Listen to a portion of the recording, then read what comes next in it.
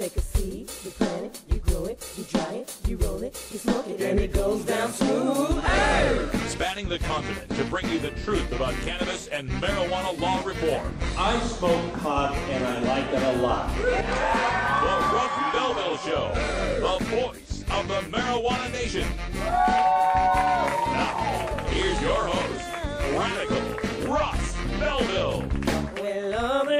Good day, tokers and tokettes, and welcome to the show. It is Tuesday, June 17th, 2014, and it's got to be 420 somewhere in the world. So excited for you to join us today. We've got all sorts of great content for you over the next 2 hours. We're here every weekday live at 3 p.m. Pacific Time, 6 p.m. Eastern Time, and 4 p.m. Mountain Time, where we join our news correspondent, Priscilla Simon, out there in Colorado. How you doing, Priscilla? Excellent, dude. It is hot today. Hot today. Oh, that okay. Now I'm understanding things a little better. What are you up to up there in Colorado? Oh, nothing. Just enjoying the sunshine, I guess. The sunshiny sunshine. Was it 90 degrees out there? 100? How hot? I don't even know. I left Texas because of the heat, but I didn't know. In Colorado, you're closer to the sun. It hurts. That's right. You're a mile closer to the sun. It's been cloudy and about 60, 65 degrees out here in Portland. Oh, nice. We're certainly enjoying that.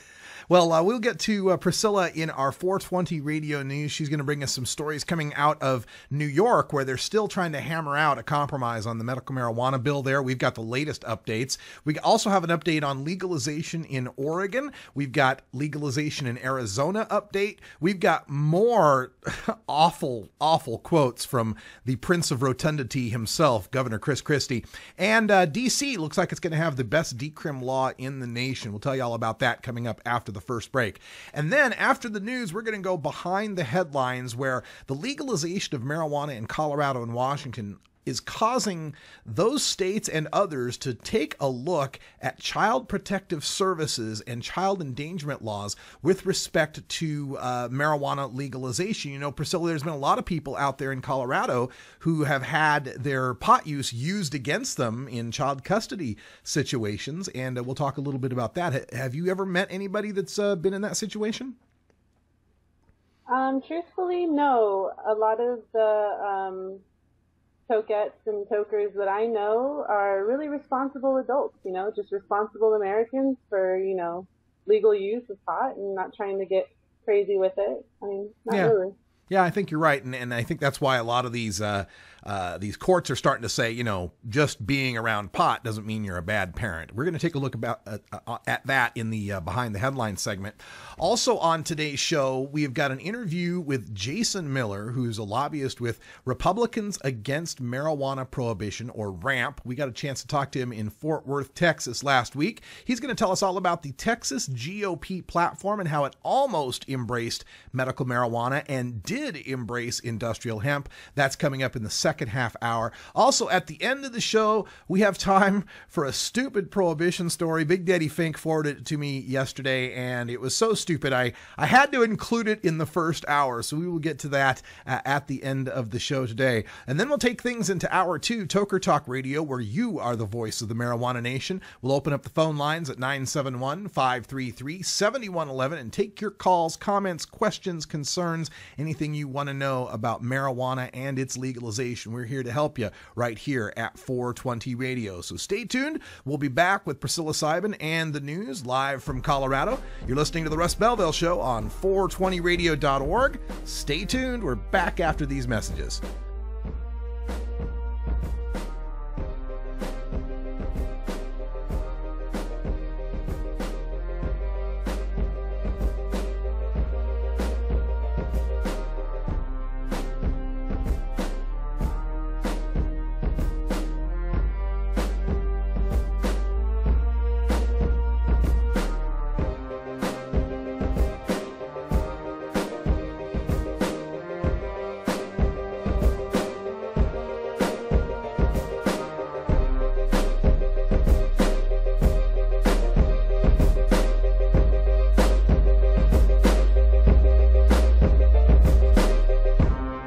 You're tuned into the Russ Belville Show, the voice of the marijuana nation. 420 Radio, fighting prohibition since 2012. The Marijuana Business Association, or MJBA, are proud sponsors of the Russ Belville Show. It is the mission of the MJBA to establish integrity and legitimacy, create common market standards, provide market intelligence, and develop best ethical business practices for participants in the emerging legal marijuana industry, including commercial hemp, medical marijuana, and recreational marijuana for adults. Learn more about the Marijuana Business Association and visit mjba.net to join today. That's mjba.net. Drug Truth Network Century of Lies with Dean Becker from Houston, Texas, replaying Mondays at 11 Pacific on 420radio.org.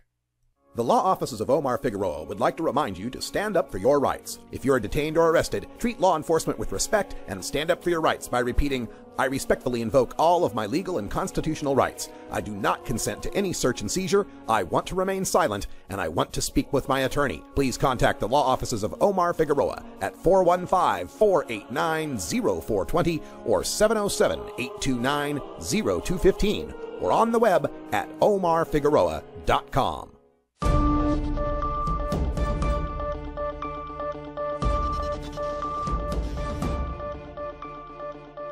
It's time for the 420 Radio News, covering the latest headlines in consumer cannabis, medical marijuana, and industrial hemp.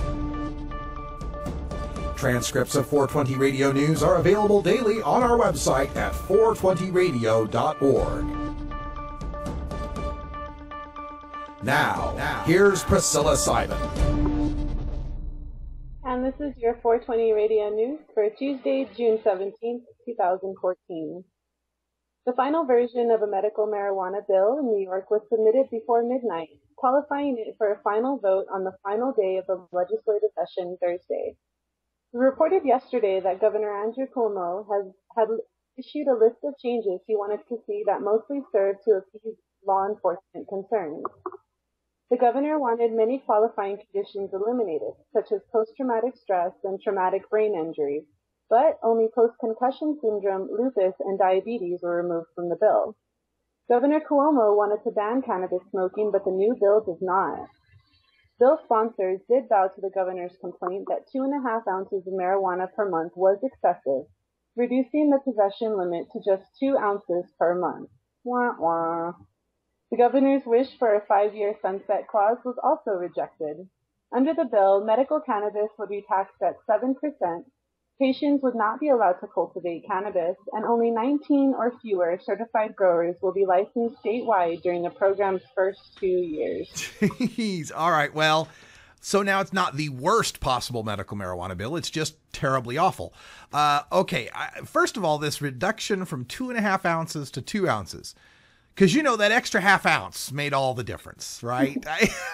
What do they think these patients are doing with their marijuana? Well, obviously, they think it's diversion. They think they're selling it. But really, does a half ounce make that much difference? I don't see how that's a big deal. This other thing, 19 or fewer certified growers. We're talking about a state with 20 million people, so less than one grower per 1 million people. Even if 1 out of 1,000 people get medical marijuana, that's 1,000 people per grower, right? There's just no way they'll be able to keep up with any sort of patient demand. Of course, maybe the idea isn't to have that many patients for that much demand. It sounds like it to me. And then taxing medical cannabis at 7%, you know, there's always that question about whether or not medicine should be taxed. And, you know, if it's going to be a strictly medical program, I think that's a little cruel to be trying to raise money off of the sickest and most disabled people.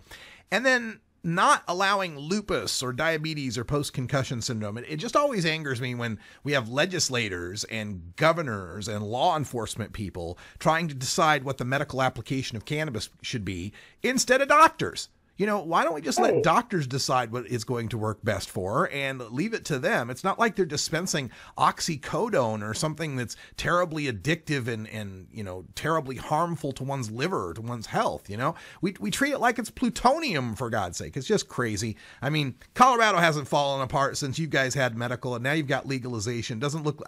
What was the headline I saw, that there wasn't pot zombies roaming your streets in search of strains? No pot zombies, and I mean, 19 million tax dollars raised. I mean, there's kids getting iPadded. Every single kid is getting an iPad in schools, and I don't think they're complaining. I guess not. While the New Approach Oregon campaign has raised over $1 million and surpassed 100,000 signatures, the other legalization campaign in Oregon is beset by labor controversy. The Campaign for the Restoration and Regulation of Hemp, or CRRH, was picketed by its signature gatherers who walked off the job last week. The United Campaign Workers, or UCH, posted a demand letter to CRRH complaining of late and bounced paychecks and CRRH's failure to reimburse for travel expenses. CRRH is gathering signatures for Initiative 21, a constitutional amendment called Help End Marijuana Prohibition, or HEMP, and Initiative 22, a statutory legalization called the Oregon Cannabis Tax Act, or OCSA. HEMP has submitted 43,000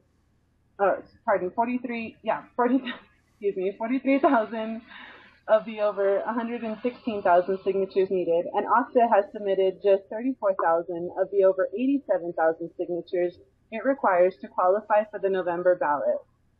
UCW also wanted to discuss, quote, why we've continued on hemp so late in the game and if it's going to fail, end quote.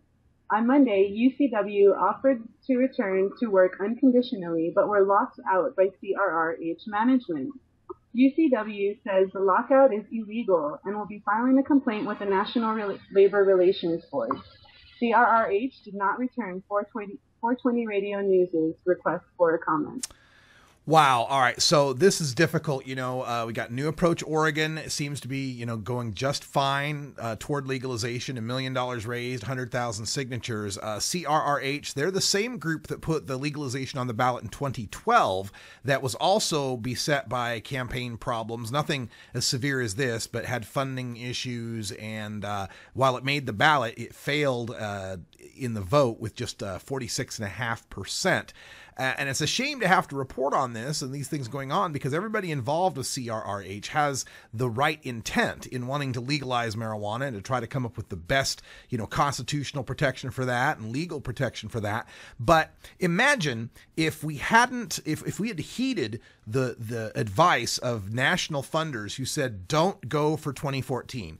If New Approach Oregon had waited and not gone for 2014, this would be the only legalization story in Oregon. A story of unpaid campaign workers and bounced checks and frivolous amendments that aren't going anywhere and signature counts that with just 3 weeks left have less than a third and less than half of what they need to qualify for the ballot. We didn't need to have that kind of continued additional failure propagated through the airwaves with respect to Oregon legalization. So kudos to New Approach for stepping up and running a responsible campaign, running a campaign professionally with some big pocket funders and giving us something to focus on aside from the continued failures of CRRH.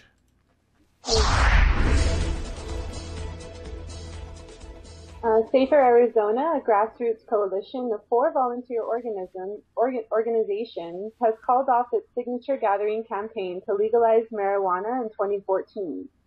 The group explained that they had only gathered around a third of the signatures it was seeking.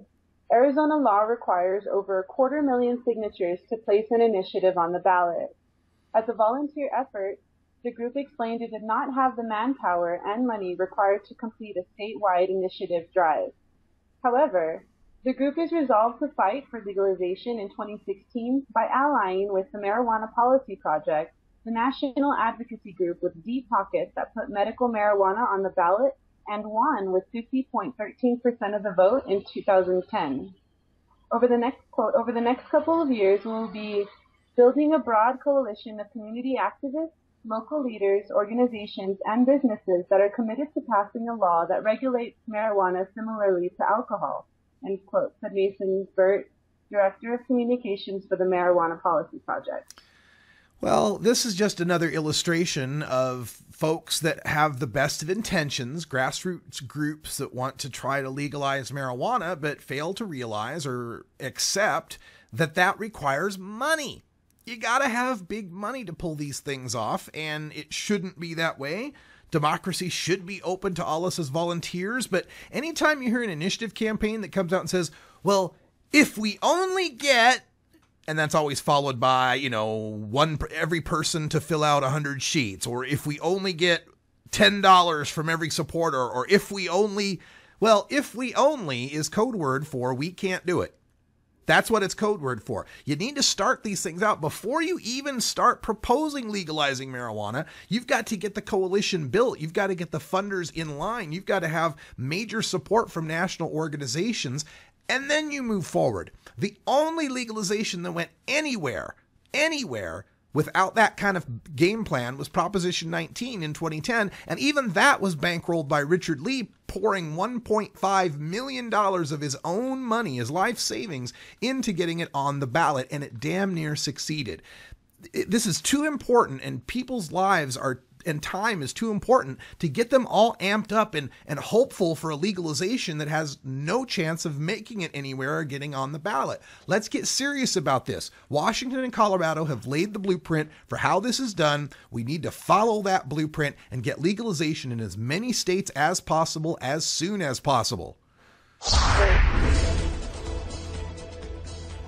And Governor Chris Christie said Monday on his monthly radio show that medical marijuana, quote, is a fallacy, and all state medical marijuana programs, quote, are a front for legalization. New Jersey's medical marijuana program is one of the most restrictive in the nation, a point that was made recently in newspaper editorials. One woman's op-ed explained how New Jersey's strict rules cost her daughter's life. One newspaper said that the medical marijuana program is, quote, on life support because so few doctors and patients will enroll. For Governor Chris Christie, however, low enrollment isn't a sign of his failure to implement a workable program. It's confirmation of his anti-medical marijuana bias. Quote, what there's a huge demand for is marijuana, not medical marijuana, said the governor, because when we run a medically based program, you don't see the demand. End quote. Last week, the president of one of the state's 3 dispensaries quit, complaining he'd been working for 3 years for no pay since lack of patients couldn't keep the business afloat. Governor Christie mocked that complaint, asking, quote, what did these folks say? They weren't making enough money. If this was a medical program, what's everybody worried about making money for? End quote. Yeah, because, all those hospitals in New Jersey, they do it just for free. All those CEOs of Humana and Aetna and United Health, they just show up to work and do it for free. All those doctors and nurses in the emergency rooms, why, they just show it up for free because it's a medical program. Nobody's really worried about the money, Governor Christie. Why is that only a complaint for a medical marijuana business? And we're not even talking about a guy who was trying to get rich. He worked for 3 years for no pay, volunteering, trying to help the sickest, most disabled people in your state that you, Governor Christie, keep putting roadblocks in front of. This is a self-fulfilling prophecy when you make your medical marijuana program so shitty, nobody wants to get on it and nobody can get on it. And then you crow about, see, nobody really wants medical marijuana if you make it medical. Oh, give me a break. That's well said. Congress does not appear to be willing to overturn the District of Columbia's marijuana decriminalization law. The new law was signed by the mayor on March 31st and is currently under its required 60-day review by Congress, which has a final say over any laws in Washington, D.C. Under the new law, as of July 17th, any adult 18 years of age or older caught in possession of an ounce or less of marijuana is subject to only a $25 fine and the confiscation of their weed. No members of Congress have stepped up to sponsor legislation to block the decriminalization, perhaps heeding the nation's change in sentiment after a 219 to 189 vote in the House to defund DEA raids on medical marijuana states. Congress's newfound relaxed attitude toward marijuana in D.C. may be put to the test this November. However, when district residents may be voting on full-scale marijuana legalization. No. Sorry to beat that up for you. No, that's fine. No, this is good news that Congress doesn't want to mess around with this. But boy, can you imagine in Washington, D.C., they're going to have medical marijuana dispensaries and $25 tickets for marijuana possession. Yet in Congress, they'll still be arguing to keep marijuana prohibited and going after the people who are trying to legalize in the rest of the United States. This can't stand. It's gonna change very quickly from here on out, folks. That's really, really good news. Thank you so much, Priscilla. Yeah. It's 4:20 in Denver, Colorado. I'm sure you've got important business to attend to. We're going to take a break here ourselves, and when we come back, we'll go behind the headlines and take a look at Child Protective Services in legal marijuana states. How does that work? Stick around and find out.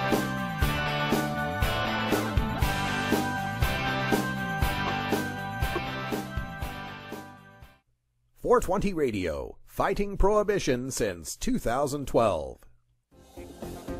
Adam Hand of Handmade Apparel produces quality custom designs for t-shirts, hats, and other apparel. Handmade Apparel is the official design shop for 420 Radio among many clients who rely on Adam Hand for everything from short-run custom projects to full-run clothing lines.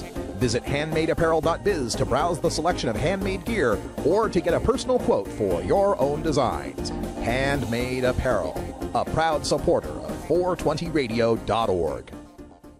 NORMAL stands for Responsible Adult Cannabis Use. If cannabis use is causing problems in your life, consider taking a break or seeking medical assistance.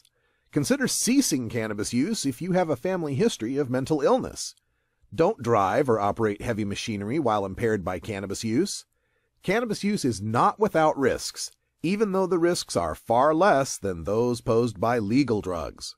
Growing plants indoors can be a rewarding hobby, but electricity bills can go through the roof. Then you have to cool down all those big hot lights. It can drive a grower insane.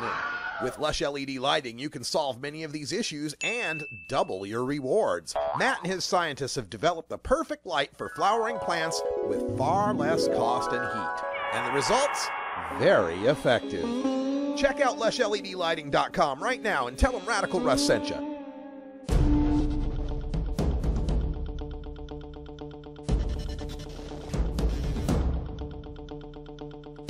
Welcome back, everybody. 22 and a half after the hour. Time for us to go behind the headlines, where I found a headline on foxnews.com. Yes, Fox News.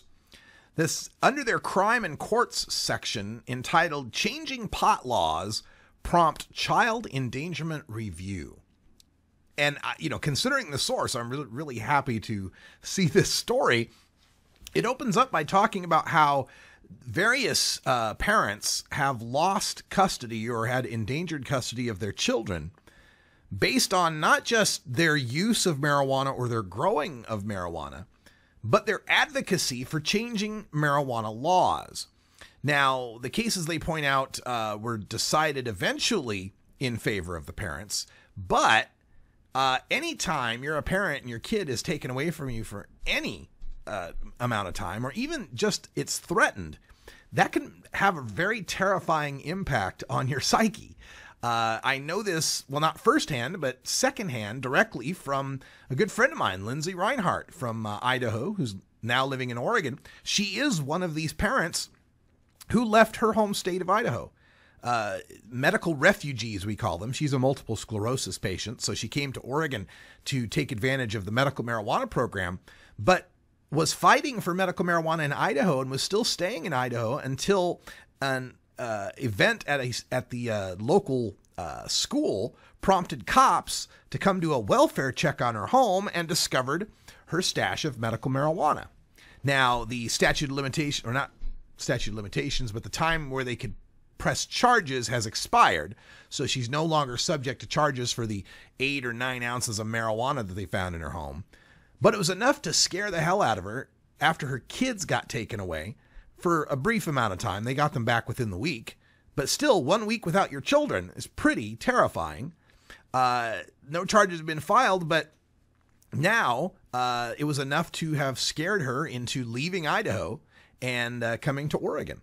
And Fox News story tells the story also of our friend Diane Fornbacher, who's the executive publisher and editor of Ladybud online, ladybud.com. She moved to Colorado just this year because CPS visited her in New Jersey. That's right, Governor Chris Christie's New Jersey, when a teacher alerted school officials that her son mentioned hemp at school.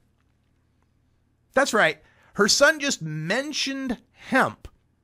Industrial hemp, not even psychoactive marijuana. Industrial hemp, just mentioned it. And that was enough to cause Child Protective Services to come to her house, knock on the door, and do a welfare check to see if everything was okay with the kid. And this just goes to show you how much fear cannabis-using parents have been living in all these years, to the point where government officials could be called to your home merely because you advocate for a change in the laws. Other cases here mention a man, Colorado man, who lost custody of his children after he got his medical marijuana card. A Michigan couple who lost their daughter after the ex-husband said the pot plant in their house endangered the kids. Lawmakers are trying to do something about this. They tried in Colorado this year. A couple of Democratic lawmakers tried to update Colorado's child endangerment laws. Now, Colorado, of course, has a constitutional right for folks to grow and use cannabis. However, cannabis is still a controlled substance under federal law.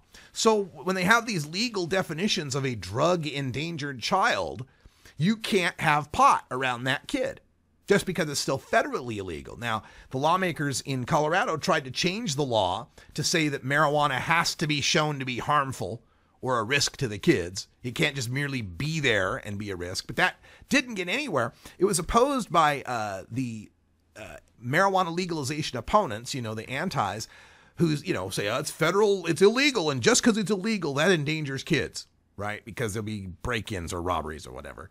But also, some pot-using parents opposed this law because they feared it could be used to take their kids by, setting examples of how you would take a kid away in a state where marijuana is legal. Seems like the parents would rather just fight it out in the courts and have the courts set a precedent based on their constitutional right. Now, the courts are wading into this in Colorado. The State Court of Appeals in 2010 sided with that pot-using dad who lost his visitation rights, even though he never used pot in front of his daughter, right? Never did. The county, county court had decided that he couldn't have unsupervised visitation until he passed a drug test. But the appeals court said using pot away from your kids does not suggest any risk of harm to the children. It's a rapidly evolving field of law, but we need to be standing up for the rights of these parents in these legal states to not have their child custody threatened for doing what's perfectly legal. We'll be back with Republicans Against Marijuana Prohibition, Jason Miller from Fort Worth, Texas, right after this.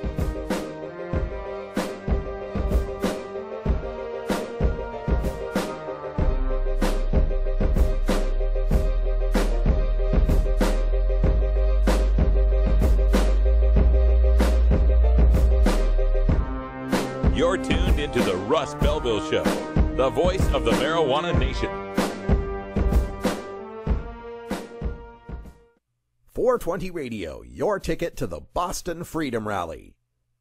I'm Radical Russ Belville, and I want to thank you for listening to 420 Radio. We couldn't survive without you and our sponsors, and I'd like you to check out one of our prime sponsors, the National Cannabis Coalition. I've been working with NCC since June of 2012, and I'm proud to be part of the team they have assembled. National Cannabis Coalition is building the partnerships with reformers, lawmakers, and industry we need to be successful. Visit the National Cannabis Coalition website at nationalcannabiscoalition.com or the easier-to-remember ncc420.com. That's where you'll get the exclusive first look at my radical rants, as well as informative articles from the nation's top cannabis pundits. Visit ncc420.com today, and if you have your phone handy, text Russ to 420-420 to support NCC and 420 Radio. It's a free text message that helps us help you end adult marijuana prohibition. Learn more at ncc420.com, and thanks for supporting independent marijuana legalization public radio. Drug Policy Facts, replaying Fridays at 11 Pacific on 420radio.org. Cannabis Outreach Collective is an alternative health and wellness option located in Gladstone, Oregon, that serves patients in the Portland area and beyond. You can find out more about Cannabis Outreach Collective on Facebook at COC503 or by emailing cannabisoutreachcollective503@gmail.com or by telephone at 503-853-1319.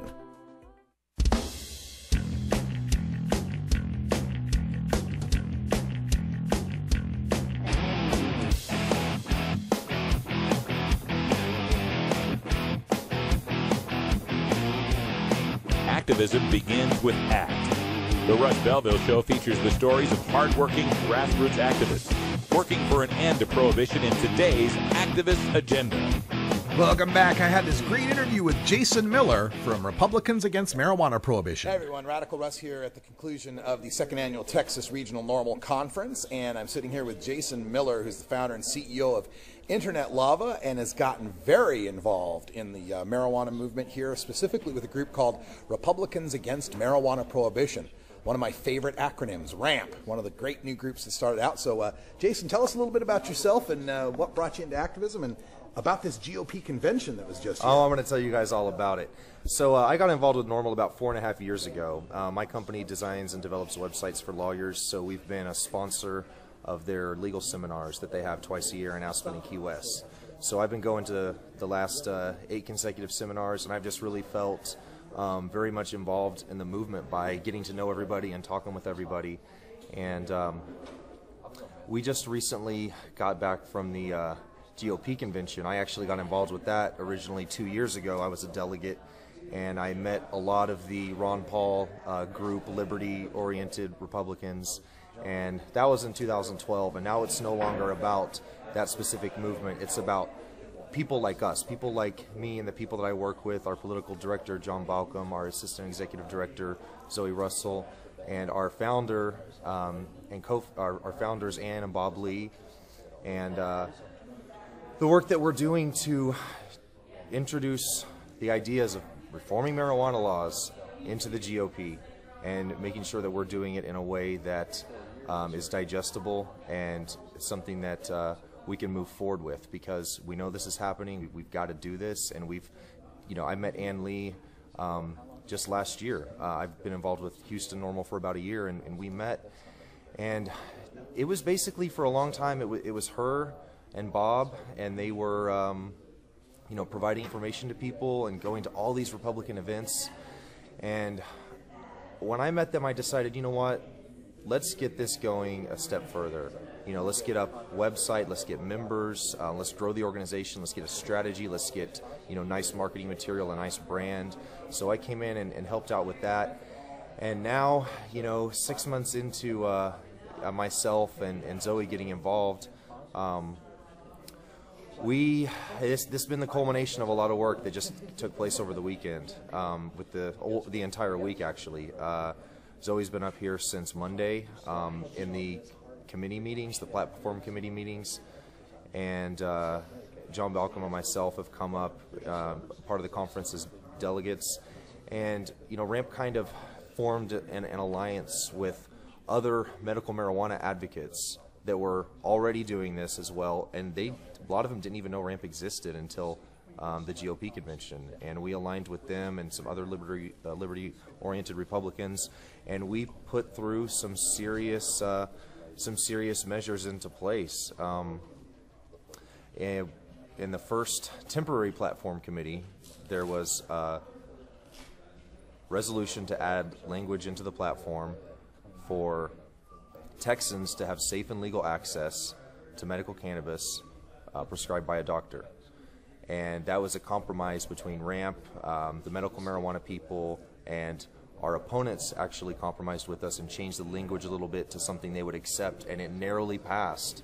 It was actually a tie, 14-14, and then the chairman broke the tie and voted in favor of the medical marijuana. And that made it through the temporary platform committee. And that's the first time anything like that has ever happened. And it was because of a lot of very emotional testimony from patients, people that have children that are suffering, family members that are suffering, and it was very heated debate that took place.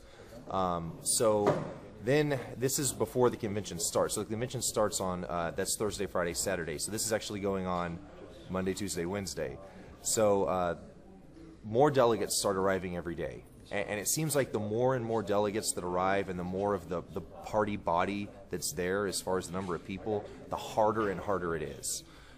So the following day, because our people always show up early, we get in there, we show up early, and you know, we get things done. So the following day was the Permanent Platform Committee. So they meet and they vote on it again. But what happens in between that time is you have to go into your Senate district, and each Senate district elects one platform committee representative. And what happens is we look at who voted for it, who voted against it, and the ones who voted against it, what our goal was to push some of them off the committee and push some of our people on, and the ones that voted for it, we were trying to keep them on.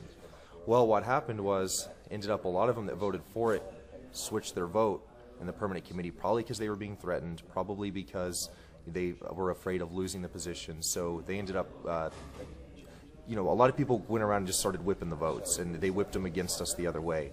Another thing that, what my job actually was that particular day, and this is what I did all day long, was to go into my Senate district and find the best possible candidate that can align with, you know, the biggest group of people that are with us, and run him against the person that voted against, because in my district he was one of the people that voted against it. So I found that, you know, the best candidate I could find, he was a U.S. Navy veteran, he was also an author and a lecturer, and he was just a very friendly, nice guy, you know, very likable. And I actually had to run over to the Omni Hotel across the street. I printed out flyers, you know, came back in, put them on all the chairs. We nominated him from the floor. We ran him against, there was actually 3 people running in the race.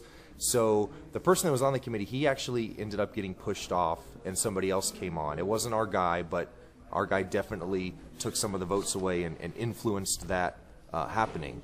So, you know, we had an impact in a lot of different Senate districts as far as the platform committee, the permanent committee, it's seeing how it shaped up. So we had an impact in that, and we formed alliances with different groups that were looking to do different things. And it's a lot of kind of, you know, people go around and kind of do some sneaky things and form these alliances. There's a lot of whispering in the hallways, and it's very fun. It's a sick game of Survivor. Right, right.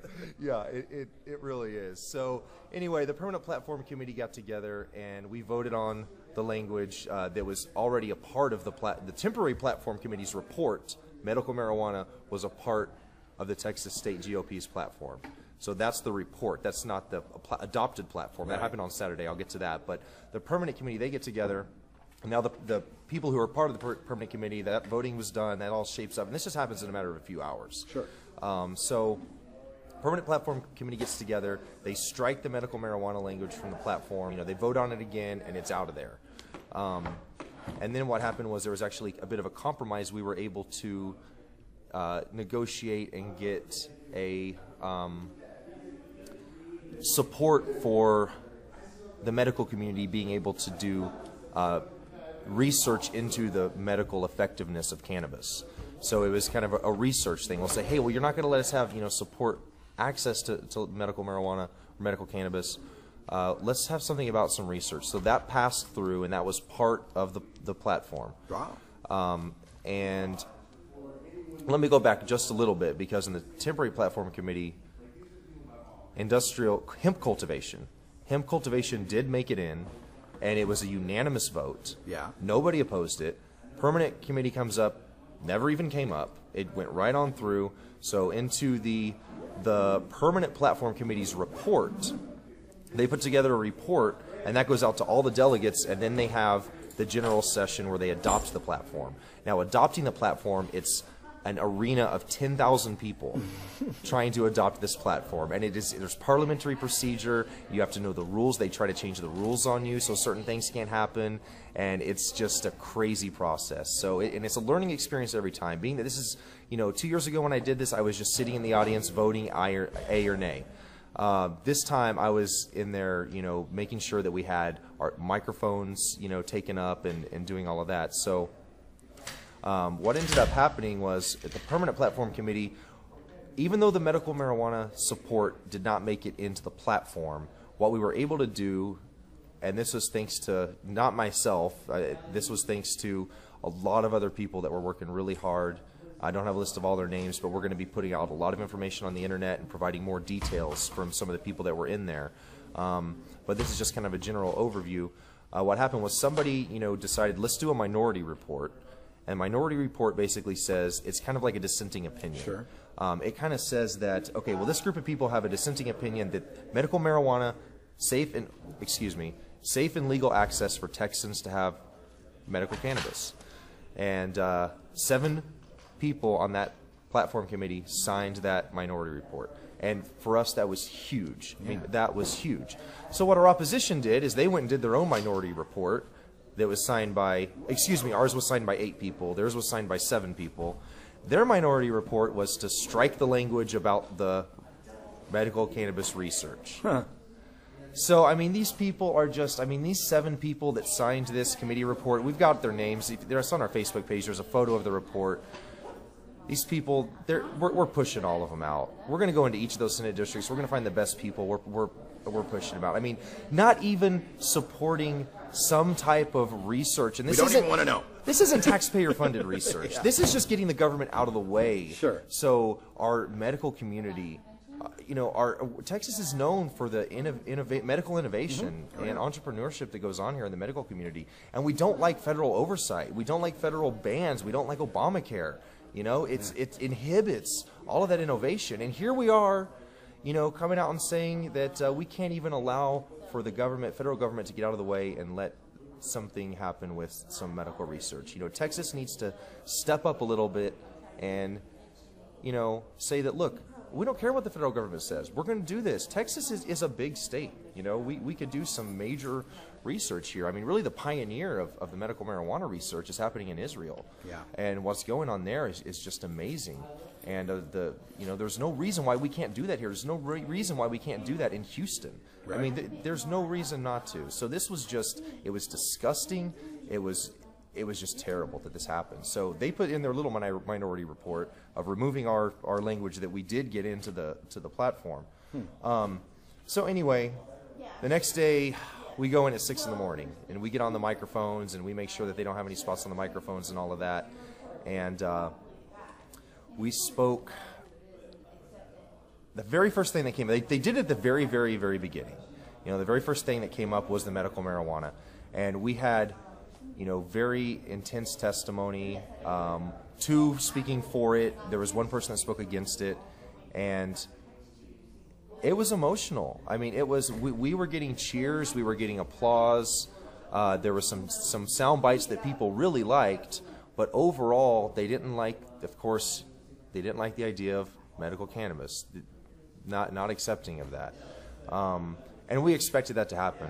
We knew that was going to happen. We knew it was going to we were going to try to put it back in, and they wouldn't allow us to put it back in.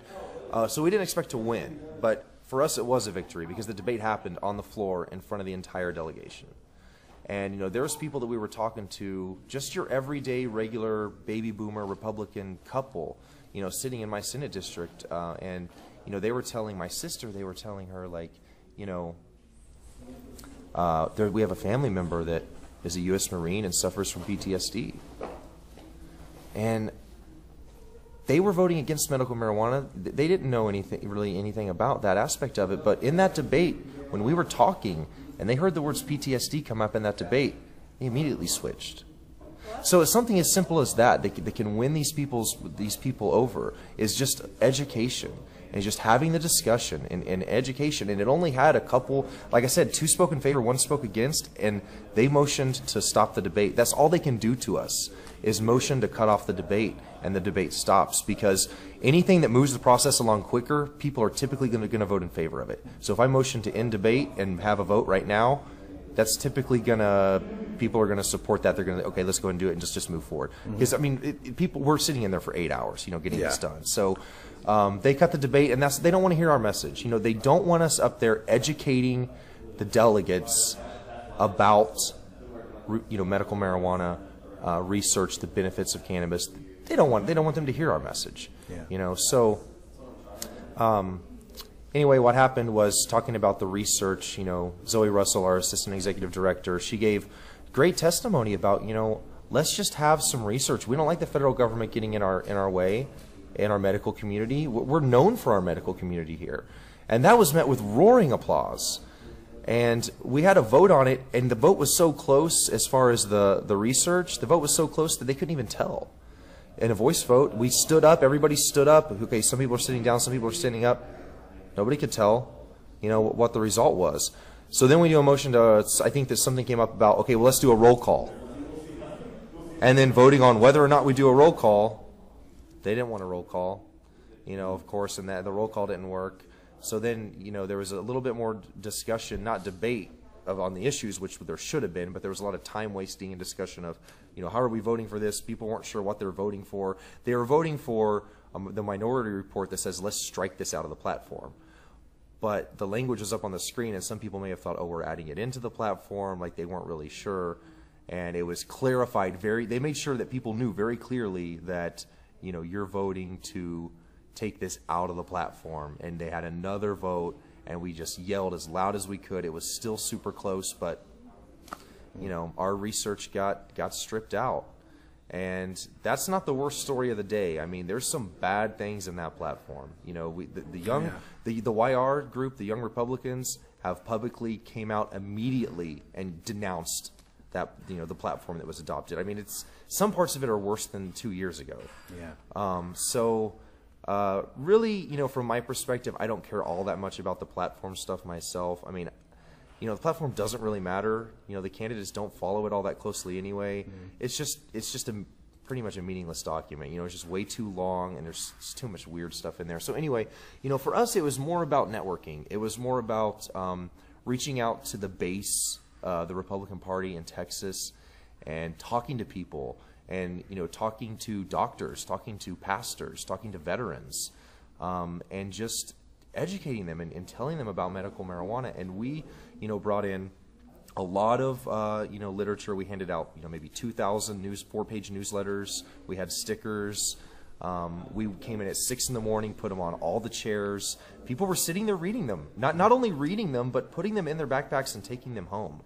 And, this is what's winning people over. And, we were working very closely with a group called MAMA, which is Mothers Advocating Medical Marijuana for Autism.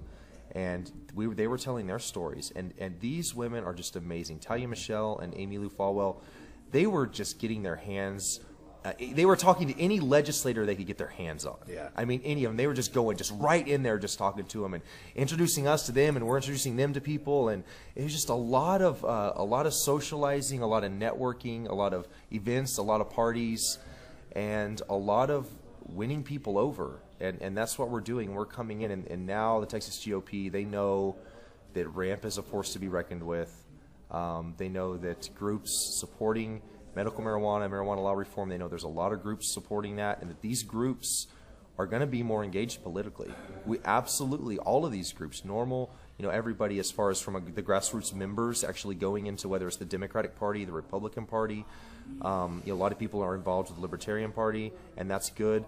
But we really need people to step up on going into the Democratic Party and the Republican Party, becoming delegates, and going to the conventions, and not just being delegates and going to the conventions, but actually participating in the platform debates, and trying to get people on certain committees, the rules committees, the platform committees, nominations committees, and participating in that process, because it's so important. It's so important because we have basically a two-party system in this country. And we have to get involved in both of these parties, and we have to go in and we have to be part of the delegation. That's what we have to do to talk about these issues and to bring up these discussions and to educate people. And we're going to keep doing it. We're going to keep talking to our legislators, and we're just going to keep moving forward. So. That was Jason Miller with Republicans Against Marijuana Prohibition, or RAMP. You can find out more about them at rampgop.com. They're also on Twitter at rampgop, which is kind of redundant, isn't it? Republicans Against Marijuana Prohibition, GOP. But somebody probably already had RAMP, so I can't really blame them. We're going to take a break, and when we come back, we're going to end up the day with a really stupid prohibition story. Stay tuned.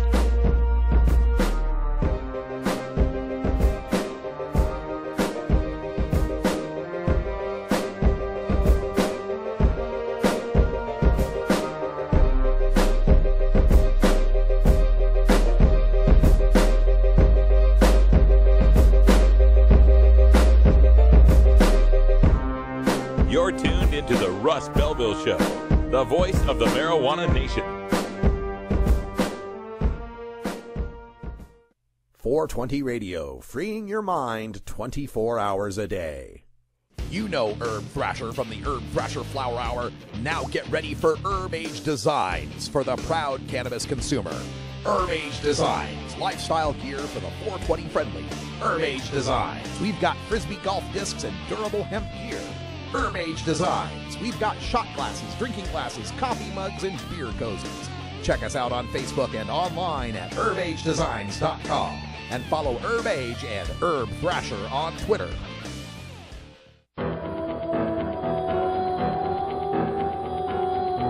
In the interest of fair and balanced journalism, the Russ Belville Show presents the anti-drug public service announcement of the day. Well, how do you? My name's Bob Weir, and I play with the Grateful Dead. And I just like to say that I've seen too many people just absolutely wasted by heroin. So if you're thinking about ever doing that, I'd have to caution you not to. I've seen too many people, like up-and-coming young musicians, that get into heroin and they don't up-and-come anymore. Just keep chugging on.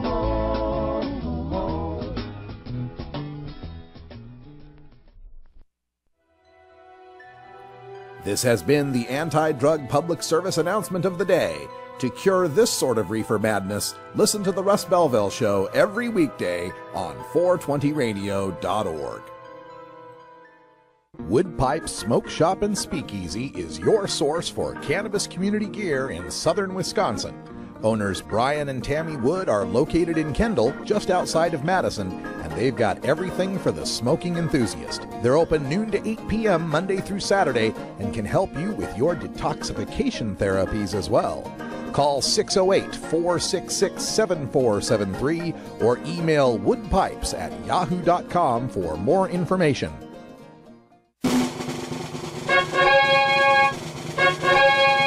Stupid Prohibition Stories.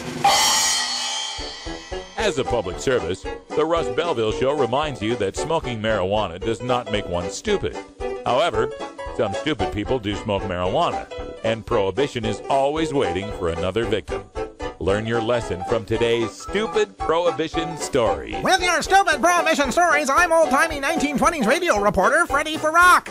Peachtree City, Georgia. Police arrested Zachary Peak, age 29, for indecent exposure last Friday after they found him swimming in a public pool without any clothes on. When police made the arrest, Peak invited the officer to, quote, check out his YouTube channel, end quote. The officer didn't think anything of it at first, said Lieutenant Mark Brown. He eventually got around to find some time to look up the gentleman's YouTube page and found a significant grow house.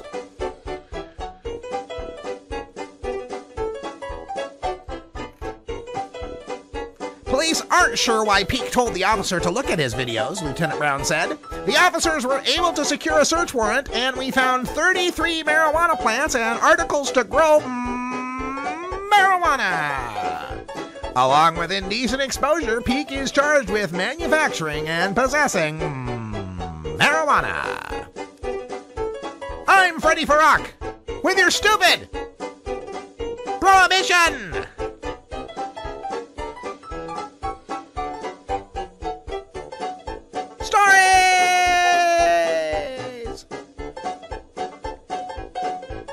We really gotta take a look at Freddie Farrock.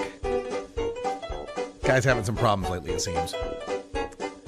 And I'd like to just say something out there to all these local TV news websites like NBC and CBS. Stop with the automatic refresh of the comments, will ya? If you were wondering why there was a big gap in that story just a second ago, I go to scroll up and the thing had refreshed and posted some other story up at the top. Thanks, NBC. Same goes for CBS. They do the same thing on those local CBS websites. And the other thing I've had enough of, since I'm complaining, the hover over stuff. Like you move your mouse up toward the top of the page to go highlight or get something, you hover on some menu item that pops up some full-page thing, and then it's there, and you can't get rid of it. And my God, back in my day, we had newspapers, and they never changed. All right, so I'm a little grumpy. But let's make this into a learning, teachable moment here. A learning situation. Don't video your grow site. Don't video your grow site and put it on YouTube. Don't put it on YouTube and then tell the officer to look up your YouTube page. That doesn't make very much sense. And if you have a significant grow house posted on YouTube, perhaps it's best you go swimming with some trunks on. When you hear a story like this, it's almost like, is this guy like wanted to get arrested?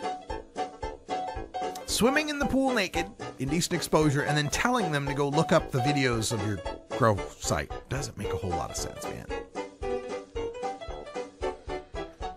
But that's the way it goes here sometimes when you're dealing with the stupid prohibition stories.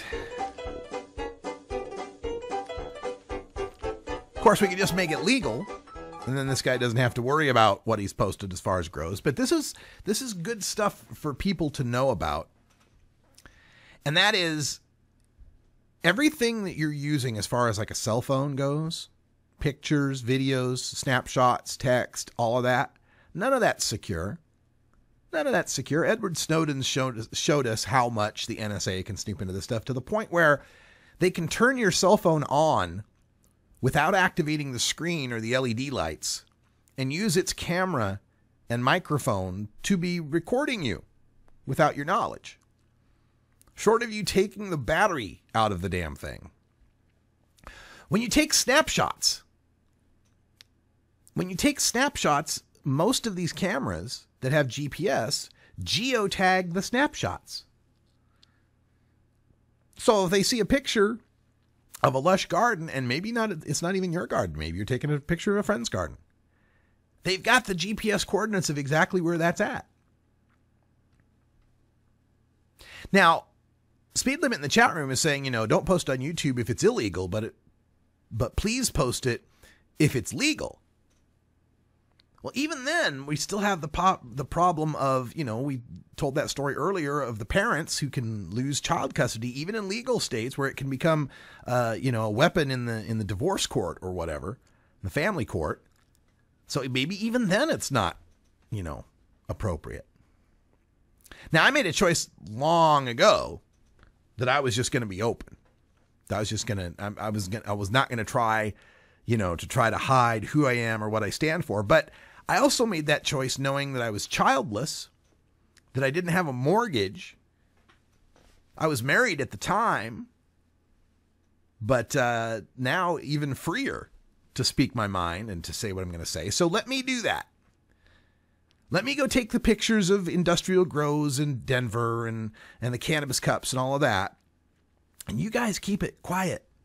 If you're in Kansas or in Missouri or Florida or wherever you're listening to me from, I don't want to hear about you getting busted. I don't want to hear about you having to do time or your family getting split up. We don't need that to happen. Let's keep fighting to change these laws. Until then, let's try to stay safe out there. And yes, Run Around in the chat room is saying, this chat room is recorded by our federal friends. Well, I don't know. Maybe, maybe not. But assume that it is. Just assume that it is. It's all the time we got for Hour 1 here, but stay tuned for Toker Talk Radio Hour 2, where we'll take your calls at 971-533-7111. Thanks to all our sponsors who are scrolling by, who help keep us on the air, and you could also be one of our sponsors. If you become a VIP member of 420 Radio, just visit 420radio.org and look for the VIP membership button at the top. A small monthly deduction via PayPal is all it takes to help keep us afloat. You can join for as little as $4.20 a month, but if you upgrade to the $9.99 a month, you get access to all of our VIP materials. Check them out. This is the Russ Belville Show. The Russ Belville Show is blogging and podcasting daily at radicalruss.com. For Priscilla Seib, I'm Radical Russ. Thanks for joining us. And until next time, take care of each other, tokers. You take a seed, you plant it, you grow it, you dry it, you roll it, you smoke it.